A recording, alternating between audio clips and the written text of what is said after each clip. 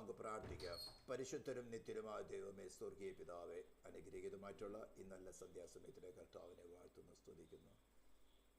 ഞങ്ങളുടെ വീണ്ടെടുപ്പും ഞങ്ങളുടെ നീതീകരണം, ഞങ്ങളുടെ രക്ഷയും ഞങ്ങളുടെ സമാധാനവുമായിരിക്കുന്ന ഉയർത്തെഴുന്നേറ്റവനായി ക്രിസ്തു യേശുവിനോടുകൂടെ ഒരു കൂട്ടായ്മ നൽകിയിരിക്കാൻ സ്തോത്രം. സ്വർഗത്തിലും ഭൂമിയിലും സകല അധികാരമുള്ളവനായ, ഞങ്ങൾക്ക് ഏറ്റവും സമീപസ്ഥനായ, ഞങ്ങളുടെ ആവശ്യങ്ങൾ ഞങ്ങളുടെ കഷ്ടങ്ങളൊക്കെ ഞങ്ങളോട് കൂടിയിരിക്കുന്ന ഞങ്ങളുടെ സ്നേഹിതനായ, ഞങ്ങളുടെ മധ്യത്തിലുള്ളതിനായ സ്തോത്രം. നീ കൂട്ടി വരുത്തി ജനത്തിനായി സ്തോത്രം. യാത്രയിലായിരിക്കുന്ന കുഞ്ഞുങ്ങൾക്കായി സ്തോത്രം. ഇനിയും കർത്താവ് വരുവാനോട് നീ ചേർത്ത് വരുമാറെന്ന് പ്രാർത്ഥിക്കുന്നു. തിരുവഴുത്തുകളുടെ ധ്യാനിപ്പം കഴിഞ്ഞ നാളുകളൊക്കെ ഞങ്ങളെ സഹായിച്ചതുപോലെ മാനുഷിക ബുദ്ധിയല്ല കർത്താവ്, നിൻ്റെ ജനത്തോട് നിൻ്റെ അവകാശത്തോട് നീ സംസാരിക്കുമാറാകണമെന്ന് പ്രാർത്ഥിക്കുന്നു. അടിൻ്റെ വാക്കുകളല്ല, നിൻ്റെ സ്നേഹം അവർക്ക് രുചിച്ചറിയുവാൻ കർത്താവ് ഇടയാക്കണമെന്ന് പ്രാർത്ഥിക്കുന്നു. പരിസരങ്ങളെ, ഈ ശബ്ദം കടന്നു ചെല്ലുന്ന ഓരോ വ്യക്തികളെ, പരിസരങ്ങളെ, അവരുപയോഗിക്കുന്ന ഇലക്ട്രോണിക്സ് ഉപകരണങ്ങളെ നിൻ്റെ പ്രായശ്ചിത്ത രക്തം ഇതുമായിട്ട് നിനക്കായി സാങ്ക്ടിഫൈ ചെയ്യുന്നു. പ്രാർത്ഥന കേട്ടതായ സ്തോത്രം. യേശു ക്രിസ്തുവിൻ്റെ നാമത്തിൽ തന്നെ സ്തോത്രം. വീണ്ടും വരുന്നവനായ നമ്മുടെ കർത്താവായ യേശു ക്രിസ്തുവിൻ്റെ അതിശ്രേഷ്ഠമായ നാമത്തിൽ അടുത്തൊരു ക്ലാസ്സിലേക്ക് കർത്താവ് നമ്മളെ കൂട്ടി വരുത്തിയ കൃപയോർത്തുകൊണ്ട് നന്ദി നിറഞ്ഞ ഹൃദയത്തോട് ദൈവസന്നിധി നമുക്കായിരിക്കാം. ദൈവത്തിൻ്റെ പരിശുദ്ധാത്മാവ് തന്നെ നമ്മുടെ അവസ്ഥകളെ അറിഞ്ഞ് സ്തോത്രം നമ്മോട് സംസാരിക്കേണ്ടതിനും നമ്മെ തന്നിൽ പൂർണ്ണരാക്കി തീർക്കുവാൻ, നമ്മുടെ ബലഹീനത മനസ്സിലാക്കി അറിയുന്നവനായ കർത്താവ്, നമ്മുടെ കുറവുകൾ അറിയുന്നവനായ കർത്താവ് നമ്മെ അവനെപ്പോലെ ആക്കി തീർക്കുവാൻ തക്കവണ്ണം നമ്മളോട് സംസാരിക്കേണ്ടതിന്, നമ്മൾ പണിയേണ്ടതിനായിട്ട് ദൈവസ്ഥനെ നമുക്ക് ഏൽപ്പിച്ചു കൊടുക്കാം. സ്തോത്രം. യിരെമ്യാ പ്രവചന പുസ്തകത്തിൽ കുശവൻ്റെ ആലയത്തിലേക്ക് യിരെമ്യാവിനെ പറഞ്ഞയച്ചിട്ട്, അന്നത്തെ പ്രവാചകന്മാരെ നോക്കണം, വളരെ ദൂരം സഞ്ചരിച്ചിട്ടാണ് യിരെമ്യാവിൻ്റെ കുശവൻ്റെ ആലയത്തിൽ പോകുന്നത്. ഇസ്രായേൽ ജനത്തോട് ഒരു കാര്യം പഠിപ്പിക്കാൻ വേണ്ടി ഒരു കാര്യം കാണിച്ചു കൊടുത്ത് പ്രവാചകനെ അത് പഠിപ്പിച്ചു കൊടുത്ത് എന്നിട്ട് പറയുകയാണ്. ഇതേപോലെ തന്നെയാണ്, അതിനേക്കാളും വിലയേറിയതാണ് പുതിയ നിയമം മണവാട്ടി. അവർ നീളായിരിക്കുന്ന പെസഹക്കുഞ്ഞാടിൻ്റെ ചോരത്തെളി ആചരിച്ചവരാ. നാമോ പുത്രൻ്റെ ഒറിജിനലായിരിക്കുന്ന രക്തം കൊണ്ട് വീണ്ടെടുത്ത് സീൽ ചെയ്യപ്പെട്ടവരാ. നാം അവരുമായിട്ടുള്ള ഉടമ്പടി സീൽ ചെയ്തിരിക്കുന്നത് അവൻ്റെ ഒറിജിനൽ ബ്ലഡായിട്ടാണ്. സ്തോത്രം. അവിടെ കൊണ്ടുപോയിട്ട് കുശവൻ നല്ല എക്സ്പെർട്ട് കുശവനാ, നല്ല പാത്രങ്ങൾ ഇതുവരെക്ക് പല പ്രാവശ്യം ഉണ്ടാക്കിയോട്ടെ. അവിടെ പറഞ്ഞത് കുശവൻ തൻ്റെ വേല ചെയ്ത് ചക്രത്തുമേ വേല ചെയ്തുകൊണ്ടിരിക്കുക. ചക്രം എന്ന് പറഞ്ഞാൽ നമുക്കറിയാമല്ലോ, കൈ കൊണ്ട് ഇങ്ങനെ തിരിക്കുന്ന ചക്രം നല്ല ഫോഴ്സ് തിരിയുമ്പോൾ സെൻട്രിഫ്യൂഗൽ ഫോഴ്സ് കൊണ്ട് അതിനിടയ്ക്ക് കൈ വെച്ചിട്ട് അതിനെ ഏത് ഷേപ്പിലാക്കി എടുക്കണമോ കുശവൻ അത് ഷേപ്പാക്കി എടുക്കാം. നല്ല എക്സ്പീരിയൻസ് ഉള്ള കുശവൻ അനേക മനോഹരമായതും ഉപയോഗ്യമായിട്ടുള്ള വിവിധ രീതിയിലുള്ള പാത്രങ്ങൾ പണിതെടുത്തിട്ടാണ് കുശവൻ. യിരെമ്യാവ് ചെന്ന് നോക്കിയപ്പോൾ കുശവൻ്റെ കയ്യിൽ ആ പാത്രം മോശമായിപ്പോയി. കുശവൻ അത് വലിച്ചെറിഞ്ഞ് കളഞ്ഞില്ല. കളിമണ്ണ്, കാരണം അത് സീസൺ ചെയ്ത് വളരെ നാളുകൾ സീസൺ ചെയ്തിട്ടാണ് ഈ കുശവൻ്റെ ചക്രത്തുമേൽ ആ കളിമണ്ണ് വരുന്നത്. അത് ഡ്രൈ ആയി കിടന്ന സ്ഥലത്തു നിന്ന് വെട്ടിയെടുത്ത് കൊണ്ടുവന്ന് സീസൺ ചെയ്യുന്ന സ്ഥലത്തിട്ട് ചവിട്ടി, വെള്ളം നനച്ച് ചവിട്ടി ഞാൻ കണ്ടിട്ടുണ്ട്. എൻ്റെ കുടുംബ വീട് ഏകദേശം 50 വർഷം മുമ്പ് പണിത വീടാണ് കുടുംബ വീട്. ഞങ്ങളുടെ ഫാദറിൻ്റെ ജ്യേഷ്ഠനുണ്ടായിരുന്നു. ഈ മണ്ണ് ചവിട്ടി കുഴയ്ക്കുന്ന സീസൺ ചെയ്യുന്ന ഞാൻ കുഞ്ഞിലെ കണ്ടിട്ടുണ്ട്. അന്ന് എനിക്ക് ഓൾമോസ്റ്റ് 10 വയസ്സ് പ്രായമുള്ളൂ എനിക്ക്. ഞാൻ കണ്ടിട്ട് എനിക്ക് നല്ല ഓർമ്മയുണ്ട്. അതിങ്ങനെ ചവിട്ടി വെള്ളമൊഴിച്ച് ചവിട്ടി അത് നല്ല പേസ്റ്റ് പോലെ ആക്കി എന്നിട്ട് അതിന് കൂട്ടിയിടും. ഇങ്ങനെ കുറേ ദിവസത്തേക്ക് 10-15 ദിവസത്തേക്ക് ഇങ്ങനെ കൂട്ടിയിടും. ആ സമയം കൊണ്ട് അത് സീസണാവും. എന്നിട്ട് അതിൻ്റെ സൈഡിൽ നിന്ന് കുറേശ്ശെ എടുത്തിട്ടാണ് മോർട്ടറായിട്ട്, അത് കല്ല് വെച്ച് വെട്ടുകല്ല് വെച്ചിട്ടാണ് വീട് പണിത്. പക്ഷേ അതിൻ്റെ ഇടയ്ക്ക് കല്ലുകൾക്കിടയിൽ ഇന്ന് സിമൻറ്റ് മണലും എംസാൻഡ് ഉപയോഗിക്കുന്ന പകരം അന്ന് മണ്ണാണ് ഇന്ന് ഉപയോഗിച്ചിരുന്നത്. സ്തോത്രം. അപ്പോൾ അത് ഞാൻ കണ്ടിട്ടുണ്ട്. അതേപോലെ ഡ്രൈ ആയിരിക്കുന്ന സ്ഥലത്തുനിന്ന് നമ്മൾ വെട്ടിയെടുത്ത് കൊണ്ടുവന്ന് ഈ സീസൺ ചെയ്യുന്ന സമയത്ത് കുറേ ചവിട്ടും കുത്തൊക്കുന്നുണ്ട്. കുറേ അതായത് ചീഞ്ഞളിഞ്ഞ ഗന്ധമൊക്കെ അതിനകത്ത് നിന്ന് വരുന്നത്.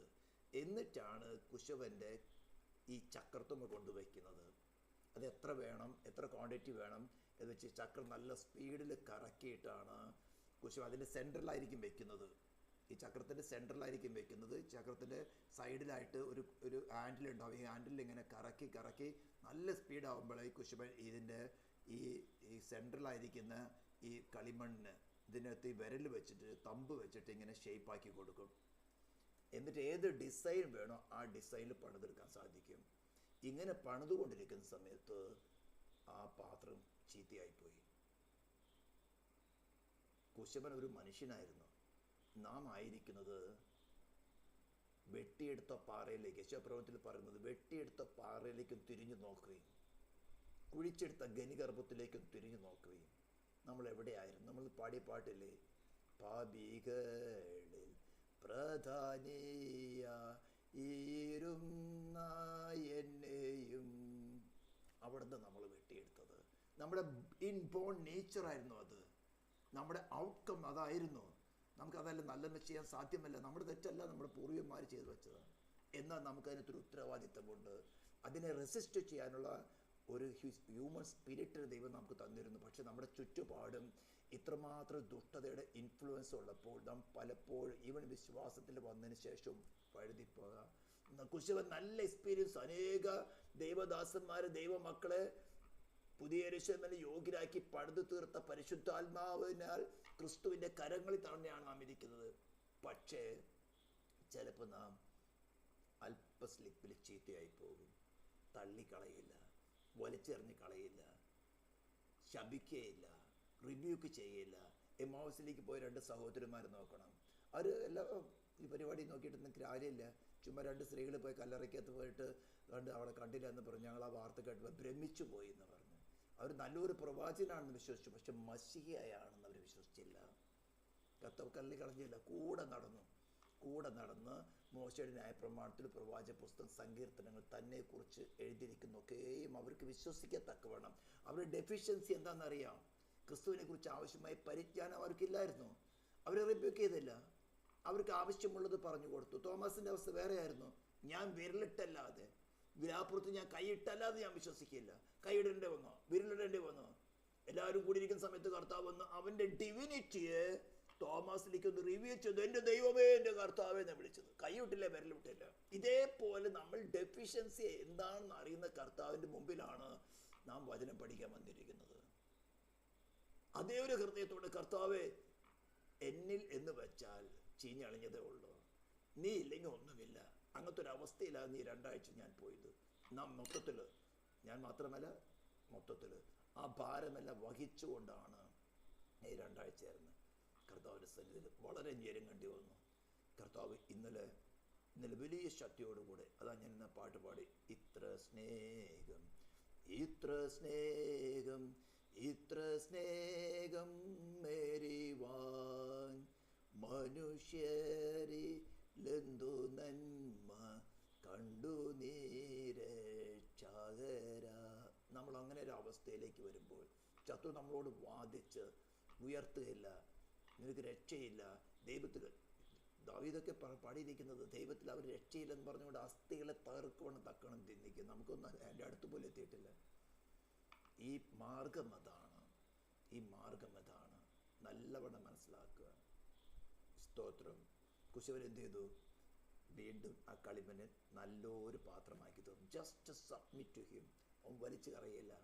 നമുക്ക് തോന്നും, അയ്യോ എല്ലാം നഷ്ടപ്പെട്ടു പോയല്ലോ, ചീത്തയായി പോയല്ലോ. No, you don't review.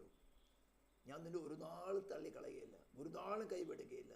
അവൻ വീണ്ടും പണിതെടുക്കും. ഞാൻ പലപ്പോഴും കുറച്ച് ഹാർഷായിട്ട് സംസാരിക്കാറുണ്ട്. കുറച്ച് റിബൂക്ക് ചെയ്യുന്ന ലാംഗ്വേജ് എന്നെ കൂടെ സംസാരിക്കുക. ഞാനത് നിങ്ങളെ പ്രത്യേകിച്ച് 2 ആഴ്ച, കാരണം അത്രമാത്രം സ്പിരിച്വൽ ഓപ്പറേഷൻ നിങ്ങളെ വീണ്ടെടുക്കാൻ എനിക്ക് അങ്ങനെ സംസാരിക്കണമായിരുന്നു.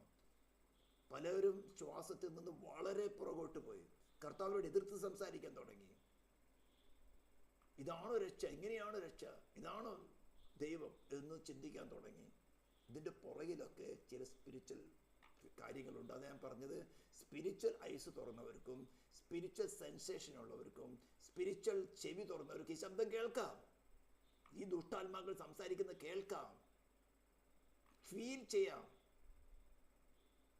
ഇല്ലാത്തവര് നിന്നിച്ചിട്ട് കാര്യമുണ്ട്. അപ്പം നിങ്ങളെ സേവിക്കാൻ വേണ്ടിയാണ് കർത്താവ് ഇത് തനിക്ക് അങ്ങനെ ട്രെയിൻ ചെയ്ത്, ഈ യെരമ്യാവിനെ ട്രെയിൻ ചെയ്തെടുത്തതാണ്. അവരോട് പറഞ്ഞു, നിന്റെ അമ്മയുടെ ഉദരത്തിൽ വെച്ചേ തന്നെ ഞാൻ വേർതിരിച്ചിരിക്കുകയാണ്. പാവം കല്യാണം പോലും കഴിക്കാൻ സമ്മതിച്ചില്ല. ആ പരിപാടിയൊന്നും വേണ്ട. അടിയും കുത്തും കുണ്ടറിയും ജയിലും കിട്ടിയത്. അത് അല്പസമയത്തേക്കുള്ള, നാം നിത്യ യുഗങ്ങളിൽ കർത്താവിനോട് കൂടെ വസിക്കേണ്ടവരാണ്. സ്തോത്രം. ഞാനിപ്പോൾ പറഞ്ഞു വന്നോളൂ. ഇപ്പോൾ കർത്താവ് നമ്മളോട് ചില സമയത്ത് റിബ്യൂക്ക് ചെയ്ത് സംസാരിക്കും, ചിലപ്പോൾ വളരെ ശാന്തമായിട്ട് സംസാരിക്കും. എല്ലാം കൊണ്ട് നമ്മൾ പണിതെടുക്കുക എന്നുള്ളതാണ് അവൻ്റെ ലക്ഷ്യം. തന്നെ പോലെ ആക്കി തീർക്കണം. നമ്മളെവിടുന്നവിടുത്തെ വെട്ടിയെടുത്ത പാറ ഗർഭത്തിലേക്ക് തിരിഞ്ഞു നോക്കിയാൽ പാപികളും ദോഷികളുമായിരുന്നവരാ. അവിടുന്ന് എടുത്തിട്ട് എവിടെയാ?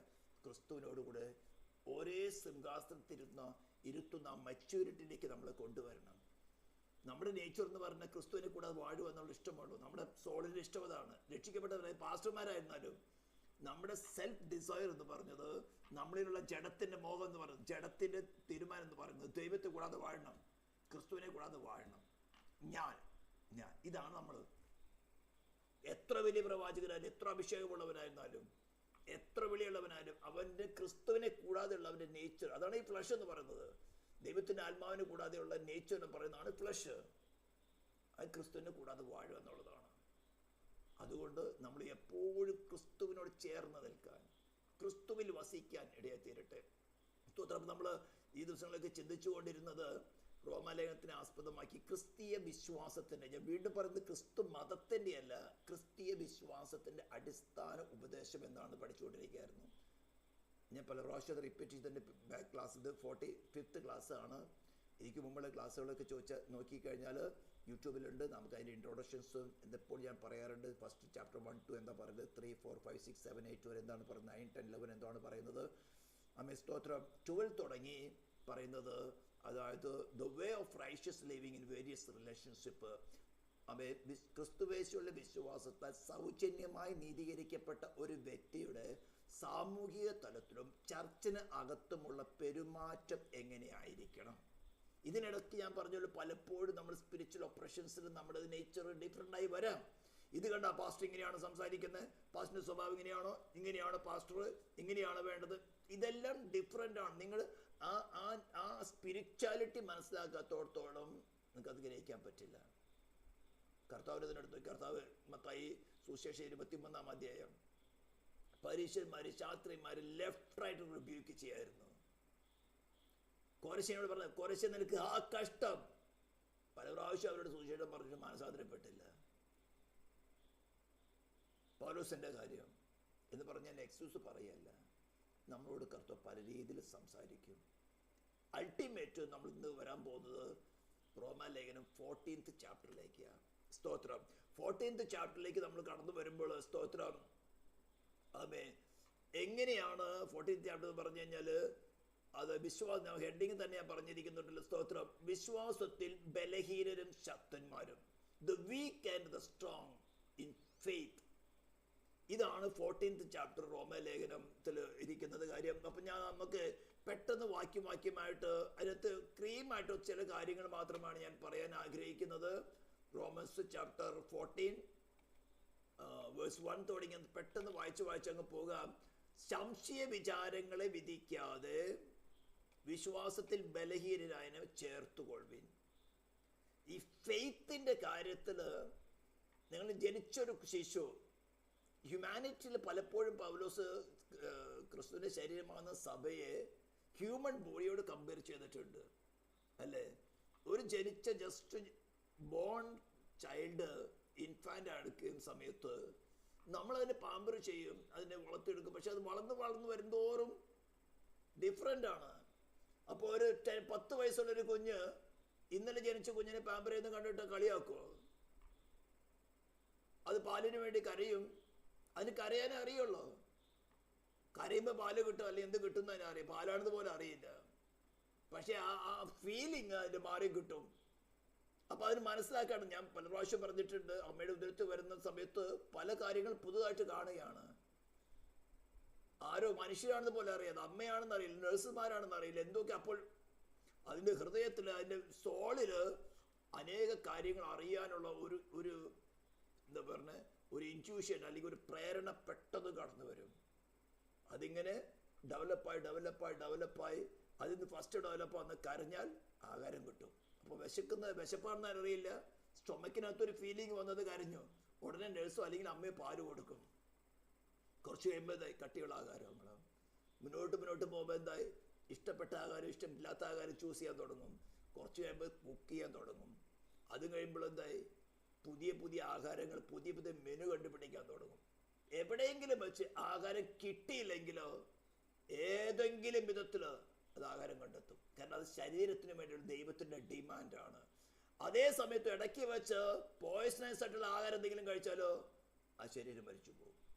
ഇത് ശരീരത്തെക്കുറിച്ചുള്ള ദൈവത്തിൻ്റെ വ്യവസ്ഥയാണ്, ദൈവത്തിൻ്റെ നിയമമാണ്. ഇതേപോലെ തന്നെയാണ് സോളിനെ സംബന്ധിച്ചിടത്തോളം. ഒരു ശിശു ജനിക്കുന്ന സമയത്ത് അനേക പുതിയ കാര്യങ്ങൾ കാണുകയാണ്. ഹോസ്പിറ്റലായാലും വീട്ടിൽ എവിടെയായാലും ബർത്ത് നടക്കുന്ന സമയത്ത്, ഡെലിവറി നടക്കുന്ന സമയത്ത് പുതിയ കാര്യങ്ങൾ കാണുമ്പോൾ ഇത് എന്താണെന്ന് അറിയാനുള്ള ജ്ഞാനം നേടുവാനുള്ള വാഞ്ച. പുതിയ ഓരോരോ കാര്യങ്ങൾ പഠിക്കുന്നു. കൊച്ചു കുഞ്ഞുങ്ങളായിരിക്കും അതെന്താ കാക്ക ഇങ്ങനെ, മയനെന്താ ഇങ്ങനെ കരയുന്നു, അതെന്താ ഇതെന്താ, അങ്ങനെ എന്തൊക്കെ ചോദിക്കുമ്പോൾ നമ്മൾ നല്ല രീതിയിൽ പറഞ്ഞു കൊടുക്കും.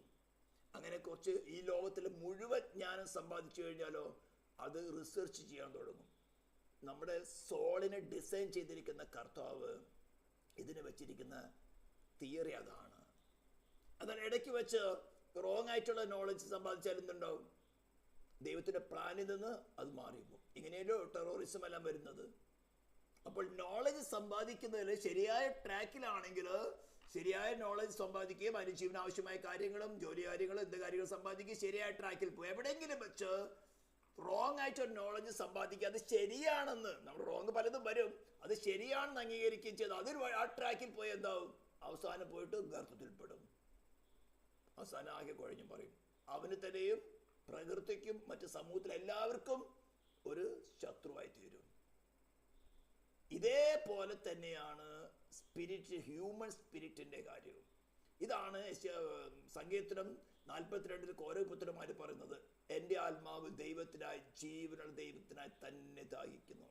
ഈ നോളജ് മുഴുവൻ സമ്പാദിച്ചിട്ടും ഈ ലോകത്തിൽ സകല നോളജ് സമ്പാദിച്ചു കഴിഞ്ഞാൽ എന്തുണ്ടാവും, അടുത്തത് റിസർച്ച് ചെയ്യാൻ തുടങ്ങും. അപ്പോൾ അതിന് ബ്രേക്ക് ചെയ്യാൻ സാധ്യമല്ല. ഇതേപോലെ തന്നെയാണ് ഹ്യൂമൻ സ്പിരിറ്റിന്റെ ഡിമാൻഡിനെയും ദൈവം ക്രമീകരിച്ചിരിക്കുന്നത്. ഹ്യൂമൻ സ്പിരിറ്റിന്റെ ഡിമാൻഡ് എന്ന് പറയുന്നത് അതാണ് കോരപുത്രന്മാർ പറഞ്ഞിരിക്കുന്നത്, എൻ്റെ ആത്മാവ് ദൈവത്തിനായി, ജീവനുള്ള ദൈവത്തിനായി തന്നെ ദാഹിക്കുന്നു. അത് ആരിലുള്ള, ക്രിസ്തുവിൽ. ഇതാണ് നാം പ്രസംഗിക്കുന്ന സുവിശേഷം. ഇത് മനസ്സിലാക്കിയിട്ട് റോമാലേഖനം 14th ചാപ്റ്റർ വായിച്ചാൽ നിങ്ങൾക്ക് വളരെ ക്ലീൻ ആയിട്ട് മനസ്സിലാകും. നിങ്ങൾക്ക് ഏകദേശം ഞാനിപ്പോൾ പറയുന്നതിൻ്റെ ഒരു ചെറിയ ഐഡിയ മനസ്സിലായി കാണുമെന്ന് തോന്നുന്നു. ഇപ്പൊ ജനിച്ച കുഞ്ഞ് അതിന്റെ ശരീരത്തിന്, സോളിന്, അതിന് ഹ്യൂമൻ സ്പിരിറ്റിന്റെ ആവരൊന്നും അറിയില്ല. എന്താ സ്പിരിറ്റ് ഇതുപോലെ അറിയില്ല. ഹ്യൂമൻ സ്പിരിറ്റിന്റെ ഡിമാൻഡ് എന്താണെന്ന് അറിയില്ല. ദൈവം വെച്ചിരിക്കുന്ന അവസ്ഥ എങ്ങനെയാണ്. എന്നാൽ വളർന്നു വരുമ്പോൾ സുവിശേഷം വായിക്കാനോ ബൈബിൾ പ്രസംഗങ്ങൾ കേൾക്കുമ്പോഴോ ബൈബിൾ എടുത്ത് വായിക്കുമ്പോഴോ അതിൻ്റെ സോളിനകത്ത്, അതിൻ്റെ ഹ്യൂമൻ സ്പിരിറ്റിനകത്തൊരു വാഞ്ച. ഈ വാഞ്ച നാം തടഞ്ഞു വെച്ചാൽ ഒരു സമയത്ത്, ഇപ്പം നമ്മൾ ആഹാരം ലഭിക്കാതെ കിട്ടാതിരുന്നുണ്ട്, മോഷ്ടിച്ചാണെങ്കിലും ആഹാരം കഴിക്കും, അല്ലെങ്കിൽ വല്ലവനെ ഇത് പിടിച്ചു പറിച്ചാൽ ആഹാരം കഴിക്കും. നമ്മൾ പഴയ നിയമമൊക്കെ വായിക്കുമ്പോൾ ഇസ്രായേലിൽ പട്ടിണി വന്നിട്ട് സ്വന്തം കുഞ്ഞുങ്ങളെ പുഴുങ്ങി തിന്നവരുണ്ട്. സ്വന്തം കുഞ്ഞുങ്ങളെ പുഴുങ്ങി തിന്നവർ. ആ പട്ടിണിയുടെ രൂക്ഷത മനസ്സിലാക്കാൻ വേണ്ടി പറയുകയാണ്. മനുഷ്യൻ അതും ചെയ്യും. അങ്ങനെയെങ്കിൽ ഇപ്പോൾ നമുക്ക് സൗജന്യമായി കിട്ടുന്ന ആത്മാവിൻ്റെ വാഞ്ചയായിരിക്കുന്ന ക്രിസ്തുവിനെ നാം തടഞ്ഞു വെച്ചാൽ, അല്ലെങ്കിൽ അതിന് ഇപ്പം ഫ്രീ ആയിട്ട് നമുക്ക് ലഭിക്കുന്നത് നാം ബ്ലോക്ക് ചെയ്ത് വെച്ചാൽ, ഒരു സമയം വരും ഇറ്റ് വിൽ ബ്രേക്ക്. ആഹാരം മോഷ്ടിച്ചാൽ, പിടിച്ചു പറിച്ചാൽ, മറ്റവന്റെ കയ്യിൽ നിന്ന് പിടിച്ചു പറിച്ചാലും തിന്നും. സ്വന്തം കുഞ്ഞുങ്ങളെ പുഴുകി തന്നിട്ടുണ്ട്. അതേപോലെ ആത്മാവിന്റെ ആഹാരമായിരിക്കുന്ന ക്രിസ്തുവിനെ അല്ലാതെ വേറെ ഏതെങ്കിലും മറ്റൊരു യേശുവിനെ, വേറെ ഏതെങ്കിലും സ്പിരിറ്റിനെ ഭക്ഷിച്ചാലോ ഡിസപ്ഷനിലേക്ക് പോയിക്കൊണ്ടിരിക്കും. ഇതാണ് പെന്തിക്കോസ്തിന് സംഭവിച്ചു പോയത്. ഇതാണ് ക്രിസ്ത്യാനിറ്റിയിൽ സംഭവിച്ചു പോയത്. ഇത് 3-ാം നൂറ്റാണ്ടിൽ തുടങ്ങി. 1-ാം നൂറ്റാണ്ടിൽ, 2-ാം നൂറ്റാണ്ടിൽ അപ്പസ്തോലന്മാര് വളരെ ശക്തിയോടുകൂടി വ്യാജ ശക്തികളെ റിബ്യൂക്ക് ചെയ്തുകൊണ്ട് കർത്താവിന്റെ ശരീരമാണ് സഭയെ പ്രൊട്ടക്ട് ചെയ്തുകൊണ്ടിരുന്നു. ഇത് തന്നെയാണ് ഞാനും ചെയ്യുന്നത്. അപ്പോൾ എവിടെയെങ്കിലും വ്യാജമായ സ്പിരിറ്റ് നിങ്ങളിലേക്ക് വരുമ്പോൾ ഞാൻ തേനെ പാലെന്ന് പറഞ്ഞിട്ട് കാര്യമില്ല. ഷാർപ്പായിട്ടുള്ള ആയുധങ്ങൾ എടുക്കണം. നിങ്ങൾക്ക് മുറിവുണ്ടാവാം, വേദന ഉണ്ടാകാം, എന്നോട് ദേഷ്യം ഉണ്ടാകാം. പക്ഷെ നിങ്ങളുടെ സ്പിരിറ്റിന്റെ വാഞ്ച ക്രിസ്തുവിന് ജീവനുള്ള ദൈവത്തിന്റെ വാഞ്ചയല്ലെങ്കിൽ സ്പിരിച്വാലിറ്റി അത് ഫീൽ ചെയ്യുമ്പോൾ നിങ്ങൾക്ക് വേണ്ടി മുഴങ്കാൽ മടക്കിയിട്ടാണ് പറയുന്നത്. ചിലപ്പോൾ റിബ്യൂക്ക് ചെയ്യേണ്ടി വരും. നിങ്ങൾ വല്ല വിധേനയും അതിൽ നിന്ന് റിലീസ് ചെയ്ത് യഥാർത്ഥ ട്രാക്കിലേക്ക് എൻ്റെ ആത്മാവ് ദൈവത്തിനായി ജീവനുള്ള ദൈവത്തിനായി തന്നെ ദാഹിക്കുന്നു എന്ന അവസ്ഥയിലേക്ക് കൊണ്ടുവരണം. ഇതാണ് ഒരു ദൈവദാസന്റെ, ഒരു പാസ്റ്ററിന്റെ ഡ്യൂട്ടി. ഓരോ ആത്മാവിൻ്റെയും ഓരോ ദിവസവും ഓരോ സമയത്തും ഉള്ളതായിട്ടുള്ള അവസ്ഥ എന്താണ് എന്ന് സസൂക്ഷ്മം പരിശോധിച്ച് അവനെ ക്രിസ്തുവിൽ നിർത്തേണ്ട ആവശ്യകതയുണ്ട്. എൻ്റെ ആത്മാവ് ദൈവത്തിനായി ജീവനുള്ള ദൈവത്തിനായി തന്നെ ദാഹിക്കുന്നു. ദൈവത്തിനായി എന്ന് പറഞ്ഞിട്ട് പറയാണ്, ഏതെങ്കിലും ദൈവം പോരാ, ഏതെങ്കിലും ആത്മാവ് പോരാ, ജീവനുള്ള ദൈവത്തിനായി തന്നെ. വേണമെങ്കിൽ ആ വാക്യം എടുത്ത് വായിക്കാം. Psalm 42 ഞാനിന്ന് പറയാൻ ആഗ്രഹിച്ചതല്ല, പക്ഷേ ദൈവത്തിൻ്റെ ആത്മാവ് എങ്ങനെയോ അങ്ങോട്ട് ഗൈഡ് ചെയ്യുന്നു. നമുക്ക് വേറെ സബ്ജക്റ്റ് പഠിക്കാനുള്ളത്. സ്തോത്രം. Psalm 42:2 എൻ്റെ ആത്മാവ് ദൈവത്തിനായി ജീവനുള്ള ദൈവത്തിനായി തന്നെ ദാഹിക്കുന്നു, ഞാൻ എപ്പോൾ ദൈവസന്നിധി ചെല്ലുവാനിടയാകും. അപ്പൊ നമ്മുടെ ശരീരത്തിന്റെ വാഞ്ച, ആഗ്രഹം ദൈവം ഡിസൈൻ ചെയ്തിരിക്കുന്നത് ആഹാരം. പോയിസണസ് ആയിട്ട് ആഹാരം കഴിച്ചാൽ മരിച്ചു പോകും. സോള് വിസ്ഡം, ജ്ഞാനം സമ്പാദിക്കാനും ഇടയ്ക്ക് വെച്ച് വ്യാജമായിട്ടുള്ള ജ്ഞാനം സമ്പാദിച്ചാൽ വഴിതെറ്റിപ്പോകും. അതേപോലെ തന്നെയാണ് ഹ്യൂമൻ സ്പിരിറ്റ്. ഈ സ്പിരിച്വൽ ലോകത്തില് ഞാൻ പറഞ്ഞല്ലോ, കിങ്ഡം ഓഫ് ഗോഡും ഉണ്ട്, കിങ്ഡം ഓഫ് സേറ്റാനും ഉണ്ട്. കിങ്ഡം ഓഫ് സേറ്റാൻ, സാത്താൻ അഭിഷേകം ചെയ്ത് ബൈബിളുമായിട്ട് അയച്ചിരിക്കുന്ന നല്ല കണക്കിന് കോടിക്കണക്കിന് ശുശ്രൂഷകന്മാരെന്ന് പേര് വിളിക്കപ്പെട്ടവരുണ്ട്. അതിനകത്ത് 1000-1 ഉണ്ടായിരിക്കുള്ളൂ. ഏലിയാവിന്റെ കാലത്ത് ദൈവത്തിന്റെ പ്രവാചകന്മാരെ കേസുമെല്ലാം കൊന്നൊടുക്കിയിട്ട് ഒരേ ഒരു പ്രവാചകൻ ഉണ്ടായിരുന്നുള്ളൂ. വേറെ ഉണ്ടായിരുന്നു. ഏലിയാവ് ഞെരുങ്ങുന്ന സമയത്ത് കർത്താവേ ഞാൻ ഒരുത്തിനുള്ളത് കർത്താവ് പറഞ്ഞു, ബാലിന് മുഴങ്ങാൽ മടങ്ങാത്ത 7000 പേരെ എനിക്ക് വേണ്ടി ശേഷിപ്പിച്ചിട്ടുണ്ടെന്ന്. അത് പ്രായശ്ചിത്തം കഴിയുന്നതിന് മുമ്പ്. ഇന്ന് പ്രായശ്ചിത്തം കഴിഞ്ഞു, കർത്താവിന് എത്രയോ പേരെ ശേഷിപ്പിക്കാം. പക്ഷെ ഒരു പക്ഷെ നിന്റെ മുമ്പിൽ നീ ഒറ്റയ്ക്കുള്ളായിരിക്കാം. അപ്പൊ നിന്റെ ആത്മാവിന്റെ വാഞ്ച ഇത് ദൈവം സൃഷ്ടിച്ചതാണ്. ഒരു പ്രവാചകനോ നിങ്ങളുടെ പാരൻസോ അല്ലെങ്കിൽ നിങ്ങളുടെ ശുശ്രൂഷന്മാരല്ല, ദൈവം, നിങ്ങളുടെ സൃഷ്ടിച്ച ദൈവം നിങ്ങളുടെ ഹ്യൂമൻ സ്പിരിറ്റിന് വെച്ചിരിക്കുന്ന പ്രിൻസിപ്പിളാണ്. എൻ്റെ ആത്മാവ് ദൈവത്തിനായി ജീവനുള്ള ദൈവത്തിനായി തന്നെ ദാഹിക്കുന്നു. അവിടെ നിങ്ങൾ വേറെ ആത്മാവിനെ എന്തെങ്കിലും പാനം ചെയ്താൽ നിങ്ങൾ സ്പിരിച്വലായിട്ട് മരിക്കും. ഇതാണ് ദൈവദാസന്മാരെ കണ്ടുപിടിച്ച് നിങ്ങൾ അവിടെ നിന്ന് വിട്ടിവെച്ച് റൈറ്റ് ട്രാക്കിലേക്ക് ആക്കാൻ വേണ്ടിയിട്ട് പ്രയത്നിക്കുന്നത്. ഇത് ദൈവം എല്ലാവരും ചെയ്യുന്നുണ്ടോ എന്ന് വെച്ചാൽ എനിക്കിത് അറിയില്ല, പക്ഷെ കർത്താവിനെ ഏൽപ്പിച്ചിട്ടുണ്ട്. ഇത് ദൈവത്തിന്റെ കൃപയാൽ ഇന്ന് വരേക്കും, ഈ നിമിഷം വരേക്കും ചെയ്യാൻ കർത്താവ് സമ്മതിക്കുന്നുണ്ട്, അനുവദിക്കുന്നു. എൻ്റെ കൃപയും തരുന്നത് എൻ്റെ കഴിവല്ല. ഞാൻ പലപ്പോഴും ഞെരുന്നു, കർത്താവ് എങ്ങനെ നിന്റെ ജനത്തിൽ നിൽക്കുന്ന മുമ്പിൽ പെടുത്താൻ സാധിക്കും? ഞാൻ വെറും പൊടി, നിന്നാൽ മാത്രമേ സാധിക്കുകയുള്ളൂ. നീ വില കൊടുത്ത ആത്മാക്കള്, താൻ സ്വന്തം രക്തത്തിൽ സമ്പാദിച്ച സഭയെ മേയ്പാൻ പരിശുദ്ധാത്മാവാണ് വരവേൽപ്പിച്ചിരിക്കുന്നത്. സ്തോത്രം. നിങ്ങൾ അത്രമാത്രം വിലയുള്ളവരാ. അപ്പൊ ഇനി നമ്മള് തിരിച്ചു വരികയാണ്. റോമാലേഖനം 14th ചാപ്റ്ററിൽ പറയാണ്, സംശയ വിചാരങ്ങൾ, അതായത് വിശ്വാസത്തില് അവിടെ ആഹാരത്തിന്റെ ഒരു കാര്യം എടുത്തിട്ടാണ് പറയുന്നത്. ആഹാരം ചിലവർക്ക് മീറ്റ് കഴിക്കാം, ചിലവർക്ക് മീറ്റ് കഴിക്കുന്നത് പറ്റുന്നില്ല, വെജിറ്റേറിയൻസ്. ചിലർ ദിവസങ്ങളെ ആചരിക്കുന്നു, ചിലർ ദിവസങ്ങളെ, അവർ വിശ്വാസം തികഞ്ഞവരാ. അപ്പൊ കർത്താവിന്റെ പ്രായശ്ചിത്തത്താല് സകലവും സാങ്ക്ടിഫൈ ചെയ്തിരിക്കുന്നു എന്ന് വിശ്വാസം എക്സ്പീരിയൻസ് കൊണ്ട് തിരിഞ്ഞ ഒരാള് ഇന്നലെ വന്നവന് അയ്യോ പോർക്ക് കഴിക്കാൻ പറ്റുമോ? അപ്പൊ പഴയ നിയമത്തിൽ വായിച്ചപ്പോൾ അവൻ കുറച്ച് വായിച്ചിട്ടുള്ളൂ. അവര് എന്താ പഴയ നിയമം പുതിയ നിയമത്തിന്റെ ഡിഫറൻസ് എന്താണെന്ന് അറിയില്ല. എന്താണ് കർത്താവിന്റെ പ്രാവശ്യം? എന്നൊരു കാര്യം മനസ്സിലായി, ഞാൻ പാപി, അയ്യോ ഞാൻ പാപി എന്ന് ദൈവത്തിന്റെ പരിശുദ്ധാത്മാവിനെ കൺവിറ്റ് ചെയ്തു. പോകുന്ന വഴി നാശത്തിന്റെ വഴിയാണ്, അപകടം പിടിച്ച വഴിയാണെന്ന് അവന് സോളി പരിശുദ്ധാത്മാവ് അവനെ കൺവിക്റ്റ് ചെയ്തു. അയ്യോ ഞാൻ എന്ത് ചെയ്യേണ്ടെന്ന് ചോദിക്കുന്ന സമയത്ത് ദൈവത്തിന്റെ പരിശുദ്ധാത്മാവ് തന്നെ ക്രിസ്തുവിനെ അവന് സോളി വെളിപ്പെടുത്തി കൊടുത്തു. അവൻ പീസ്ഫുള്ളായി. ഇതാണ് രക്ഷയുടെ ആരംഭം. അവൻ ജനിച്ചതേ ഉള്ളൂ, അവന് വേറൊന്നും അറിയില്ല. എൻ്റെ പേഴ്സണൽ അവസ്ഥ പറയാം. ഞാൻ 30 വയസ്സ് വരേക്കും ലോകത്തിങ്ങനെ ഒരു പുസ്തകം ഉണ്ടെന്ന് അറിയില്ല. ഈ പുസ്തകം അനുസരിച്ച് നടക്കുന്ന ആൾക്കാർ അറിയില്ല. സയൻസിൽ എൻ്റെ കപ്പാസിറ്റിക്ക് അനുസരിച്ച് അറ്റോമിക് റിസർച്ചിൽ ഒരു നല്ല അവസ്ഥയിൽ എത്തുന്ന ഒരു പൊസിഷനിലേക്ക് വന്ന. അങ്ങനെ ഈ സമയത്ത് വെറും ടൈം പാസിന് വേണ്ടി ബൈബിൾ എടുത്ത് ഞാൻ വായിച്ചത്. അതിലൊരു മാഗ്നറ്റ് അട്രാക്ട് ചെയ്തതുപോലെ എന്നെ അട്രാക്ട് ചെയ്തു. അതിന് ഇന്ന് വരേക്കും എനിക്ക് വേർപിരിയാൻ പറ്റിയിട്ടില്ല. സ്തോത്രം. അങ്ങനെ പരിശുദ്ധാത്മാവ് എന്നെ കൺവിക്ട് ചെയ്യാണ്. അയ്യോ ഞാൻ പാപി എന്ന് എൻ്റെ സോളിൽ എനിക്ക് മനസ്സിലായി. ആരും എന്നോട് പറഞ്ഞില്ല. ലോകത്ത് സുവിശേഷം പറയുന്നവരുണ്ടോന്നോ സുവിശേഷം അനുസരിച്ച് ജീവിക്കുന്നവരുണ്ടോന്നോ പോലും എനിക്കറിയില്ല. ഞാൻ എൻ്റെ ജീവിതത്തിൽ വന്ന എക്സ്പീരിയൻസ് ആണ് ഞാൻ സുവിശേഷത്തിൽ കൂടെ പറയുന്നത്. അപ്പൊ എൻ്റെ മുമ്പിൽ ഒരൊറ്റ Christ only, Christ only, just faith. വേറെ ഒന്നുമില്ല. Satan who is Satan? വേറെ മതങ്ങളോ? വേറെ മതങ്ങളുടെ എൻ്റെ ചിന്തയിലില്ല. ഓൺലി ക്രിസ്ത്യാനിറ്റി, പെന്തിക്കോസ്ത്, ക്രിസ്തുവിന് മാത്രമേ രക്ഷിക്കാൻ സാധിക്കുകയുള്ളൂ. അത് തുടങ്ങി ഞാൻ സ്നാനപ്പെട്ട് 2 ദിവസത്തോട് ഞാൻ ക്യാമ്പുകളിൽ സുവിശേഷം പറയാൻ തുടങ്ങി. എനിക്ക് പറയാൻ ഇത്രയേ ഉള്ളൂ, ഇങ്ങനൊരു പുസ്തകമുണ്ട്. ഈ പുസ്തകത്തിൻ്റെ പുറകിൽ ഒരു ദൈവമുണ്ട്. ഇത് നിങ്ങൾ വായിച്ച് വിശ്വസിച്ച് കഴിഞ്ഞാൽ നിങ്ങളുടെ സ്വഭാവത്തിന് മാറ്റം വരും, നിങ്ങളുടെ രോഗങ്ങൾക്ക് മാറ്റം വരും, നിങ്ങളുടെ അവസ്ഥകൾക്ക് മാറ്റം വരും, നിങ്ങൾക്ക് പീസ് ലഭിക്കും. നിങ്ങൾക്ക് പാപിയാണെന്ന് നിങ്ങൾക്ക് കൺവിക്റ്റഡ് ആവും. ഇതിൻ്റെ സൊല്യൂഷനായിരിക്കുന്ന ഒരേ ഒരു വ്യക്തിത്വമുള്ളൂ, ക്രിസ്തു യേശു. ഇത് പറയും, കേൾക്കുന്നവർ വിശ്വസിക്കുന്ന ദൈവാപണി ചെയ്ത് അടയാളം നടത്താൻ തുടങ്ങി, സൗഖ്യമാകാൻ തുടങ്ങി, പാപ സ്വഭാവങ്ങൾ വിട്ടുകളയാൻ തുടങ്ങി. എനിക്കത്ര അറിയുള്ളൂ.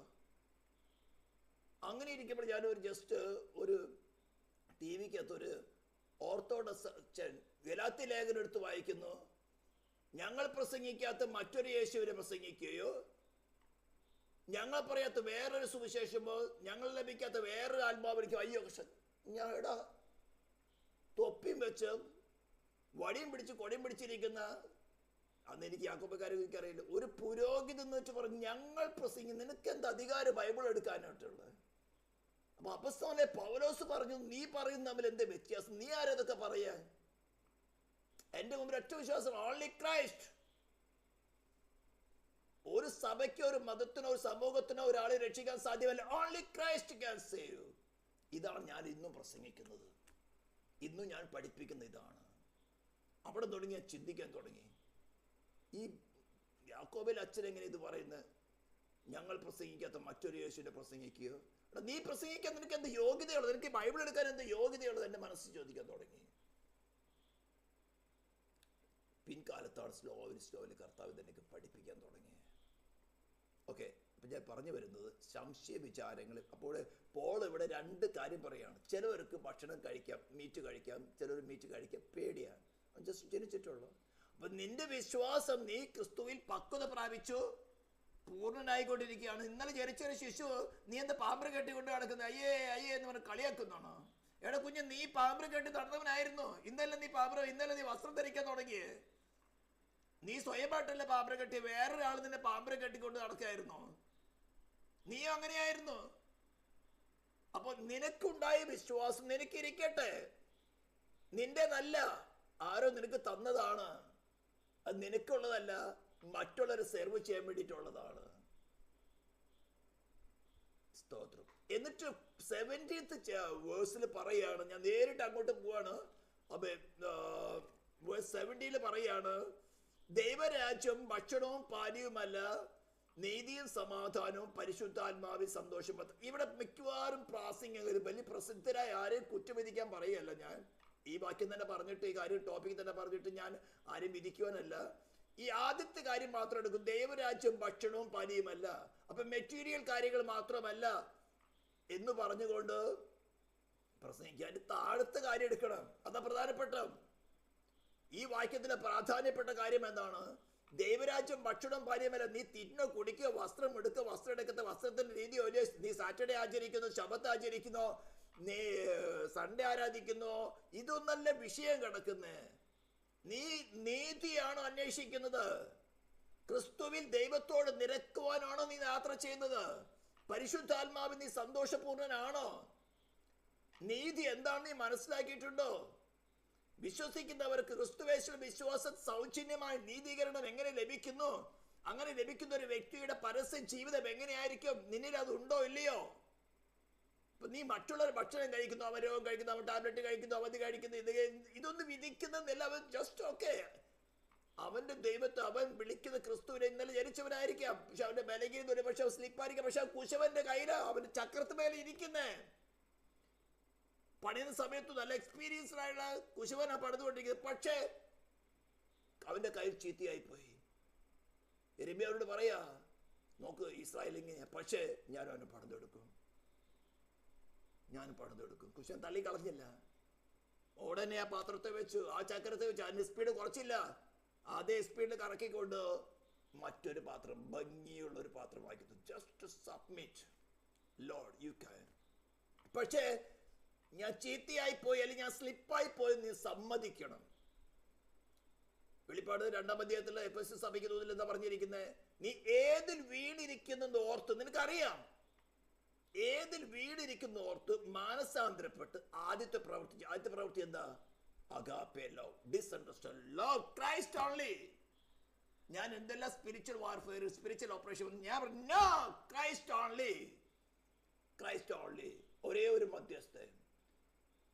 നിങ്ങൾക്ക് ആദ്യമത് പറയുന്ന സമയത്ത് ഇത്ര നോളജ് ഒന്നുമില്ലായിരുന്നു. എൻ്റെ ഉള്ളിൽ just simple faith, only Christ. ഇത് എൻ്റെ ഹൃദയത്തിൽ നട്ടതാ. ഞാൻ ആരും പ്രസംഗിച്ച് കേട്ടതല്ല. ദൈവത്തിന്റെ പരിശുദ്ധാത്മാവിന്, നീ പാപി, മരണയോഗ്യൻ, ആ മരണത്തിൽ നിന്ന് വിടിവിക്കാൻ ഒരേ ഒരുവൻ. എൻ്റെ ആത്മാവ് ദൈവത്തിനായി, ജീവനുള്ള ദൈവത്തിനായി തന്നെ ദാഹിക്കുന്നു. ഞാൻ ദാഹിച്ചു. ദൈവത്തിന്റെ പരിശുദ്ധാത്മാവ് എൻ്റെ സോളെ അത് വെളിപ്പെടുത്തി പുനരുദ്ധാര ശക്തിയെ. ആ റിലേഷൻ മാറിയിട്ടില്ല. അപ്പോൾ ദൈവരാജ്യം ഭക്ഷണം പരീപ കാര്യങ്ങളെ കുറിച്ചുള്ള ചിന്തയല്ല. Are in the track, are in the righteous track. Righteous track എന്ന് പറയുന്നത് ദൈവം പറയണം ഇവൻ എൻ്റെ മുമ്പിൽ നിൽക്കാൻ യോഗ്യനാണെന്ന്. സോ ഒരുവനെ യോഗ്യനുള്ളൂ ക്രൈസ്റ്റ്. ഒരു മനുഷ്യനും ദൈവത്തിന്റെ മുമ്പിൽ നേരോടെ നിൽക്കാൻ തന്നതായി യോഗ്യനല്ല, unless he is in Christ and Christ in him. ഇത് നല്ലവണ്ണം ഓർത്തിരിക്കുക, നല്ലവണ്ണം ഓർത്തിരിക്കുക. ക്രിസ്തുവിലും, നീ ക്രിസ്തുവിലും ക്രിസ്തു നിന്നിലും ഉണ്ടെങ്കിൽ യു ആർ റൈഷ്യസ്. നിനക്ക് തനതായ ഒരു റൈഷ്യസ്നെസ് ഇല്ല. ഒന്നിനെ ശ്രമിക്കേണ്ട. നിന്റെ പ്രാർത്ഥനയോ ഉപവാസമോ ഭക്തിയോ വിശുദ്ധി ഇതൊന്നും ഇതിന് ഉപകാരപ്പെടുകയില്ല. പക്ഷെ ഇതെല്ലാം നീ ക്രിസ്തുവിലാണെങ്കിൽ നിന്നിൽ നിന്ന് പുറത്തു വരും. അതാണ് പറഞ്ഞത്, ക്രിസ്തുവേശുവിൽ വിശ്വാസത്താൽ സൗജന്യം നീതീകരിക്കപ്പെട്ടവന്റെ ഔട്ട്കം അതായിരിക്കും.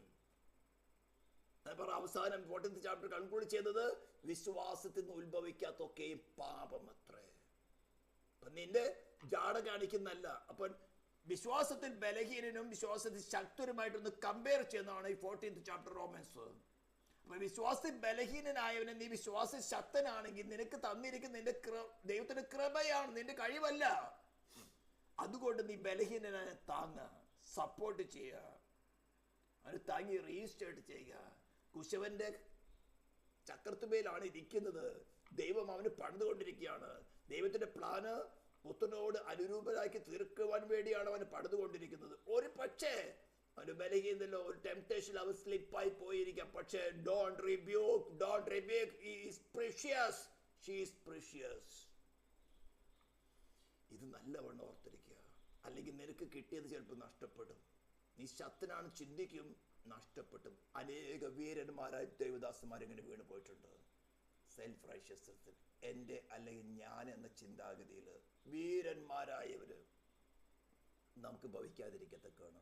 വളരെ താഴ്മയോടുകൂടി കർത്താവേ, നിന്റെ കയ്യിൽ പുത്രനോട് അനുരൂപരാക്കി തീർക്കാൻ വേണ്ടി നീ എന്നെ പണിതെടുക്കുക. അതാണ് പരിശുദ്ധാത്മാവാണ് അത് മാനേജ് ചെയ്യുന്നത്. അതിൽ നീ സന്തോഷിക്കുന്നുണ്ടോ ഇല്ലയോ? ദൈവമായിട്ട് നിന്റെ കോൺഷ്യസ് സമാധാനത്തിലാണോ? ക്രിസ്തു മാത്രമേ നിനക്ക് ദൈവത്തോട്, ക്രിസ്തു നിന്നെ തള്ളിക്കളയുന്നവനല്ല, ദൈവം നിന്നെ കോപിക്കുന്നവനല്ല, നിന്നെ നരകത്തിലെറിയാനല്ല ദൈവം വെച്ചിരിക്കുന്നത്. ക്രിസ്തു മാത്രം തന്നോട് നിരപ്പിച്ച്, എൻ്റെ പ്രിയ കുഞ്ഞെ, എൻ്റെ പ്രിയ മകളെ, മകനെ, ഞാൻ നിന്നെ സ്നേഹിക്കുന്നു എന്ന പഴയ പാട്ടില്ലേ, ഇത്ര സ്നേഹമെന്നറിയുവാൻ മനുഷ്യന് നീ എന്ത് നന്മയാണ് കണ്ടിരിക്കുന്നത്. നമ്മ ഒരു പക്ഷെ ചീഞ്ഞളിച്ച സ്വഭാവങ്ങളായിരിക്കാം, പക്ഷേ he looks good. പാപം ക്ഷമിക്കപ്പെട്ടവരായിട്ടല്ല, ക്രിസ്തു ഒരു കാലത്തും പാപം ചെയ്യാത്തവനെ പോലെയാണ് ക്രിസ്തുവിലായിരിക്കുന്ന ഒരു വ്യക്തിയെ ഡിവൈൻ ഗവൺമെന്റ് കണക്കിടുന്നത്. ഒരു കാലത്തും പാപം ചെയ്യാത്തവനായിട്ട്. ഈ അവസ്ഥയിലേക്കാണ് നമ്മൾ വിളിക്കുന്നത്. ഇതിനാണ് അവൻ്റെ ആ ചക്രത്തുമേ നമ്മളെ വെച്ചിരിക്കുന്നത്. അതിൽ വെക്കുന്നതിന് മുമ്പ് അല്പം ചവിട്ടി കുഴയ്ക്കലൊക്കെ ഉണ്ട്, കുറച്ച് സീസണിങ് ഒക്കെ ഉണ്ട്. നമ്മുടെ ഹ്യൂമൻ നേച്ചറിനെയൊക്കെ ഒന്ന് മാറ്റിയെടുത്ത് ഈ ക്ഷിപ്രകോപം, എടുത്ത് ചാട്ടം, പെട്ടെന്ന് നടക്കണം, ദീർഘക്ഷമയില്ലായ്മ, ഞാൻ എൻ്റേത്, ഞാൻ പറഞ്ഞ് നടക്കണം, ഇങ്ങനെ കുറേ കാര്യങ്ങളൊക്കെ ഒന്ന് ചവിട്ടി കുഴച്ച് കഴിയുമ്പോഴാണ് എവിടുന്ന വെട്ടിയെടുത്ത് ഡ്രൈ ലാൻഡിൽ നിന്നാണ് വെട്ടിയെടുത്ത്. ഡ്രൈ ലാൻഡിൽ നിന്നാണ് വെട്ടിയെടുത്തെന്ന് ഓർക്കണം. അവിടെ ആരും നോക്കാത്തവനായിരുന്നു. ഇപ്പം എവിടെയാ? ആലയപ്പണിക്ക് കൊണ്ടുവന്നിരിക്കുക.